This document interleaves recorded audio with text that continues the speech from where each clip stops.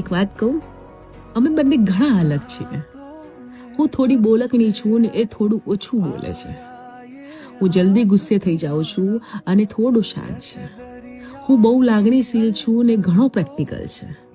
હું આજમાં જીવું છું એને કાલની ચિંતા છે.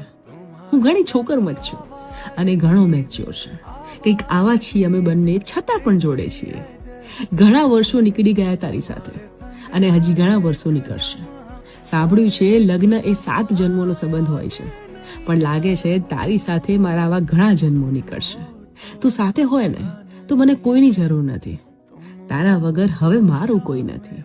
સવાર તારાથી ને રાત પણ તારાથી. તારા વગર હવે નહીં જીવાય મારાથી.